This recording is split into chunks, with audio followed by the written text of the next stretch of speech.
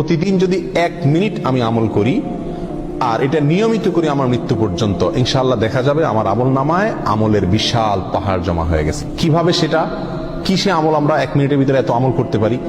কয়েকটা আমরা নজির স্বরূপ বলতে পারি। 1 মিনিটের ভিতরে আমি যদি সুবহানাল্লাহ পড়ি, 1 মিনিট সুবহানাল্লাহ পড়লে 100 বার সুবহানাল্লাহ বলা যায়।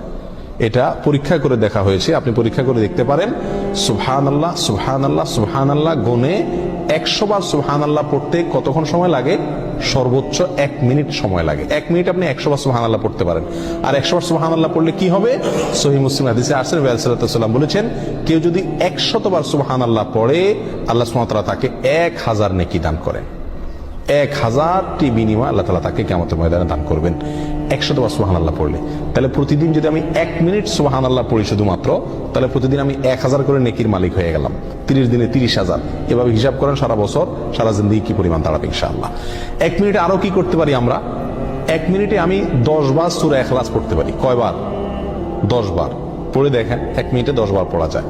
9 বার কমপক্ষে আপনি পড়তেই পারবেন। নবী আলাইহিস সালাম তার এক হাদিসে বলেছেন যে, তোমাদের মধ্যে কেউ কি প্রতিদিন একবার গোটা কোরআন পড়ে শেষ করতে পারবে? সাহাবায়ে কেরাম বলেন, ইয়া রাসূলুল্লাহ, এটা তো কঠিন, প্রতিদিন গোটা কোরআন একবার শেষ করা। তিনি বলেছেন, সূরা ইখলাস, কুল হুয়াল্লাহ, কোরআনে কারীম 3 ভাগের 1 ভাগ পড়া সমপরিমাণ সওয়াবের সমতুল্য। তাহলে আপনি 1 মিনিট সময়ের ভিতরে যদি 9 বার সূরা ইখলাস পাঠ করেন, তাহলে কয় খতম কোরআনের সওয়াব হলো? 3 বার কোরআন শেষ করার সওয়াব প্রতিদিন 1 মিনিটে আপনি অর্জন করতে পারছেন। আল্লাহ সুবহানাহু ওয়া তাআলা আমাকে প্রতিদিনে 1440টা মিনিট দিয়ে থাকেন।